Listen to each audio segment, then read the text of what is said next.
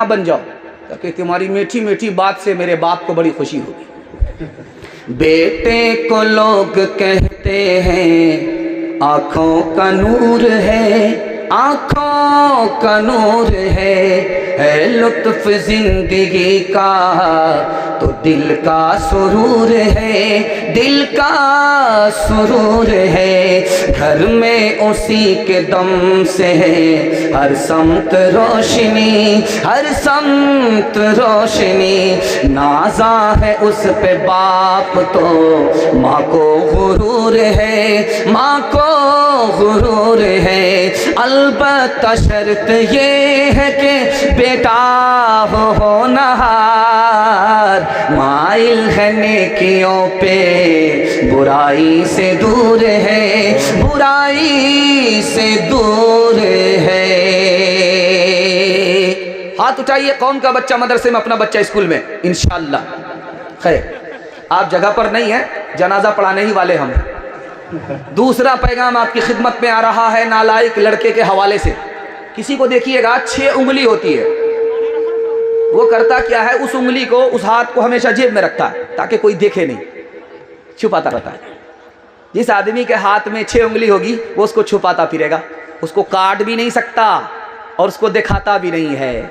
जिसका बेटा नालायक हो गया उसकी मिसाल उसी उंगली की तरह है, काटने भी तकलीफ, रखने में भी आए।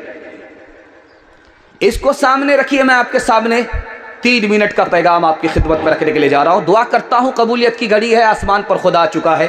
अल्लाह आपके नाफरमान बच्चे को फरमा बरदार बना दे। आमीन। जनवरी और फरवरी का महीना, खैर लाइट आ जाएगी, आवाज आपके पास पहुंच रही है।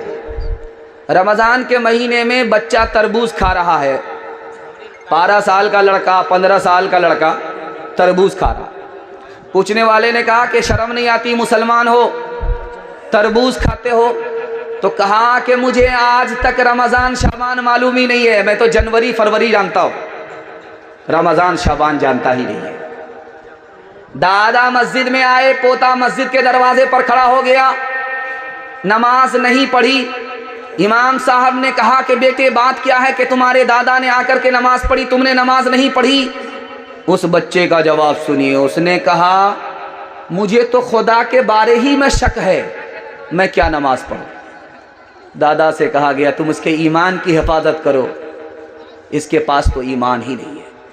1853 में लॉर्ड मेगाले ने कहा था हम स्कूल से ऐसे मुसलमान को निकालेंगे जो सिर्फ नाम के मुसलमान होंगे, शक्ल से मुसलमान होंगे लेकिन ख्याल से अंग्रेज होंगे, अंग्रेज से बदतर होंगे, अंग्रेज से बेहतर भी नहीं।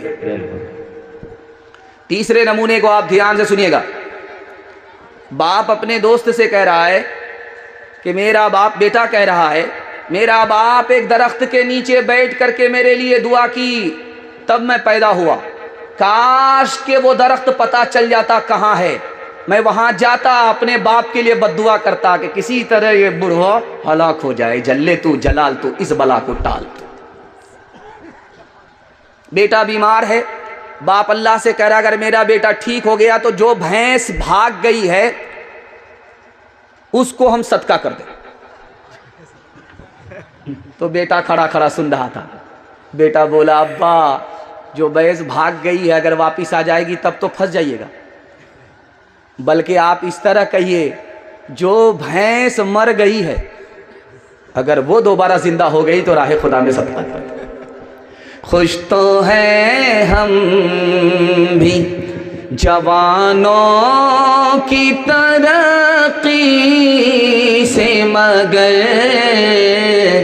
लबे खंदा से निकल जाती है फरियाद भी साथ लबे खंदा से। हम समझते थे कि लाएगी फरागत तालीम, क्या खबर थी कि चला आएगा इल्हाद भी साथ, क्या खबर थी कि। हाथ उठाइए पहले अपने बच्चे को मुसलमान बनाएंगे, उसके बाद डॉक्टर, प्रोफेसर, इंजीनियर बनाएंगे। हाथ उठाइए इंशाअल्लाह।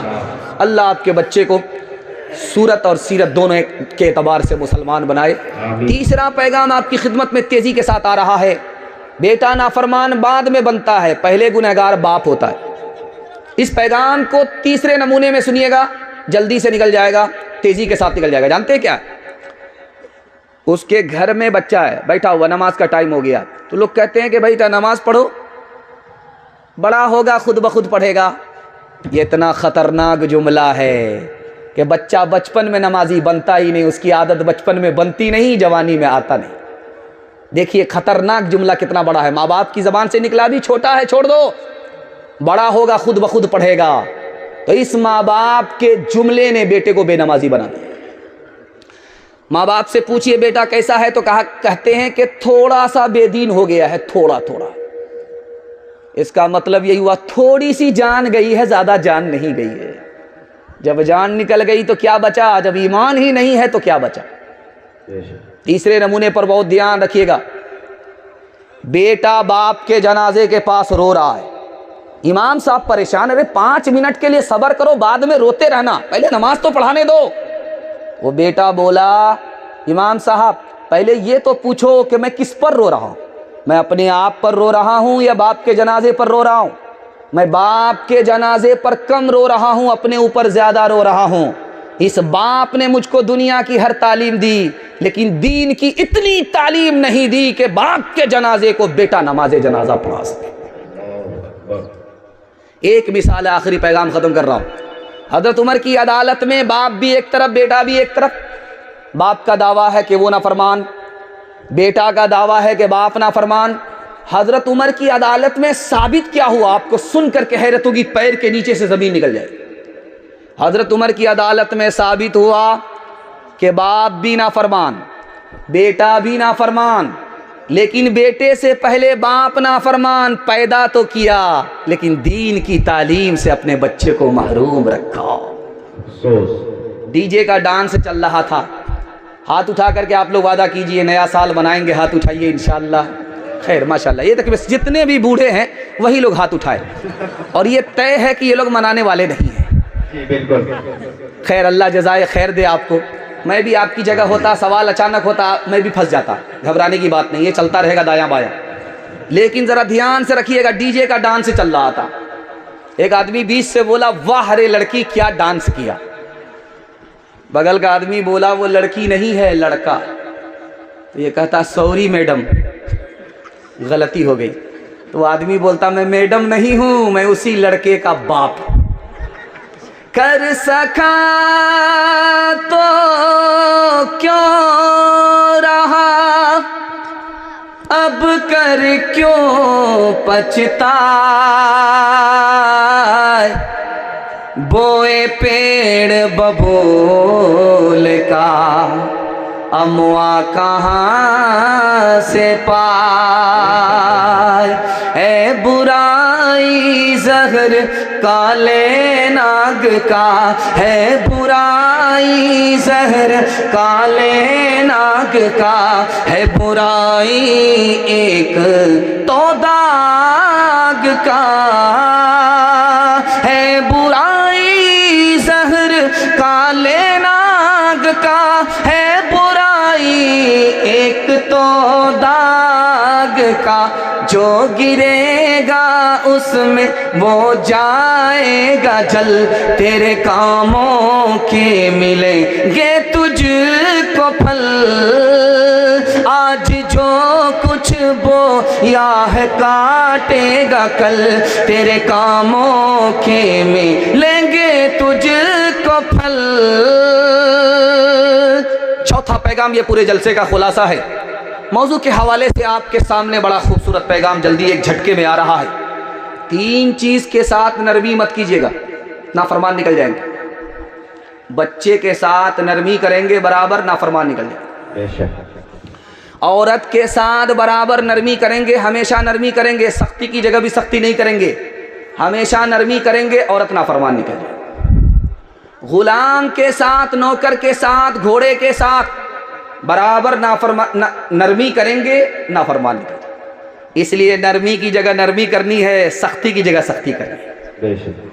3 एहसान आप करते हैं बच्चों पर और फख्र करते हैं कि मैंने अपने बच्चे के लिए ये किया वो किया, लेकिन बच्चा किसी भी एहसान को आपको याद नहीं रखेगा।